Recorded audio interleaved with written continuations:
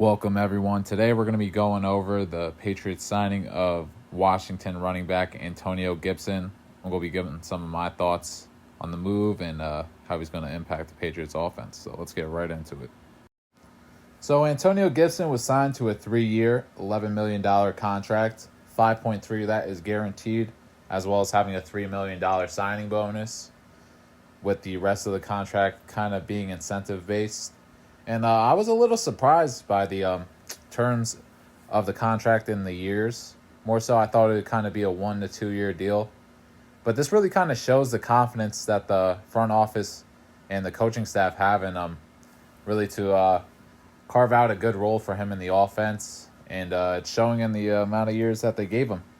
And hopefully he can kind of fill that void, that vacant spot that hasn't been filled yet since James White left, of being that third down back kind of in that receiving role. And Antonio Gibson is kind of like the perfect solution to that role. He's had prior experience with it. He's one of the better receiving backs in the league. And I think that's why Alex Van Pelt and Gerard Mayo really kind of went out their way to sign him very early in free agency. That's kind of the idea I think that they have for him in terms of how he's going to impact the Patriots offense. I do see this being a little different from Zeke's role last season, especially alongside Ramondre. Antonio Gibson isn't going to be that guy who's going to actually get all the carries on the drive like kind of Bill O'Brien had last season between Ramondre and Zeke, where Ramondre would get it one drive, Zeke would come in the next, and they kind of switch off and vice versa. Antonio's probably going to be more so that guy who comes in on third down, maybe once in a while every first and second down, to basically give Ramondre some rest. But he's more so going to be impacting this team more so in the passing game, kind of being that guy out of the backfield who can catch passes. And it kind of really shows in his numbers out of Washington here. So for his career, he actually has 136 receptions over 4 seasons. And as a running back, that's very solid production. That's around 40 catches per season. And he has a very good targeting percentage-wise out of that as well. So, he's going to be a highly efficient passer or receiver out of the backfield for you. Each year he's been in the league, he's actually gotten a better grade in pass blocking as well. So that's a very encouraging sign.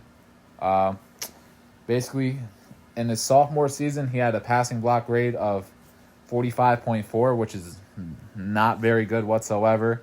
Made improvements on that. His junior season came in, actually had his highest pass block rating, which was around 75. And last season, more so kind of around the same. He had a 72 grade in terms of that. So you can see improvement. He's still developing as a young player, especially when it comes to blocking.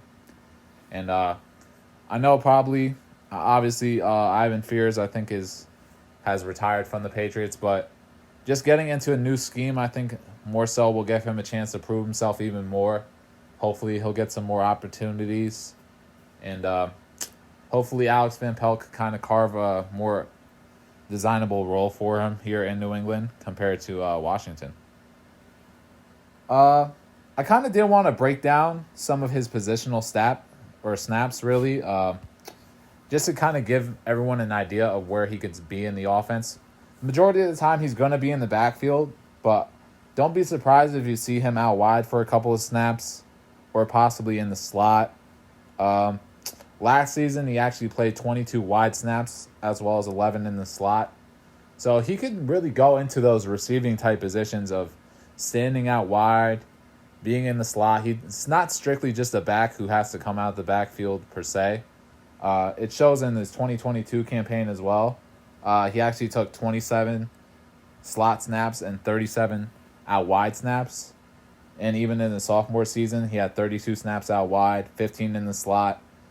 So this is a guy who can leave the backfield and really line up as a receiver in certain positions, which even adds a more dynamic effect to this offense. Potentially put a safety or a linebacker on him. That could be a mismatch that the Patriots might look to exploit. And I did kind of want to look in perspective to what Alex Van Pelt did in Cleveland. Take these numbers as it will, because these are definitely different backs from Antonio Gibson. But I looked a little bit into Nick Chubb as well as Kareem Hunt's 2022 stats. And it's kind of a similar thing with Nick Chubb as well as Kareem Hunt. Obviously, Nick Chubb got most of his snaps in the backfield, completely different back from Antonio Gibson. But, I mean, he did play 34 snaps out wide and 12 snaps in the slot. And kind of in Kareem Hunt's role, where I can more so see Antonio Gibson actually being, it could be a little more similar. He had 420 snaps in the backfield, but he took 21 snaps in the slot. He had 25 snaps out wide, as well as he actually had 25 snaps in line inside the tackle box. So, I mean, Alex Van Pelt is no stranger to putting his backs in receiver sets. And Antonio Gibson is a pretty solid route runner, so you can just certainly see that coming into play with the offense. And it's something that I'm looking forward to personally. Kind of looking into his rushing stats as well. I only really looked up his 2023, 2022, and 2021 rushing stats. His rushing grades are around high 60s. I would probably average around 68. Last season, he had a rushing grade of 68.4. Sophomores or 2022 season, actually had a rushing grade closer to 71, as well as his sophomore season. He had a rushing grade of around 66. And it's funny enough, his 2021 campaign, he actually did have 1,000 yards on the ground. But in terms of his yards per carry, it's kind of around league average, around 4. But the big issue, I would say, with Antonio Gibson so far in the league has really been his turnover issue, more so kind of fumbling. I think he has like 12 fumbles or so in 4 seasons, which is not the best. It's not absolutely terrible, but he has made some improvements in that area. But it's really you really do need to cover up the ball as a ball carrier better than he has so far throughout his career. And especially last season with the Patriots, the turnover issues that they had, I'm sure they're going to stress to him, you got to keep the ball covered up here because he has had an issue with fumbling in the past. So hopefully it's an area he could really clean up in this system. I kind of foresee it as he will be able to.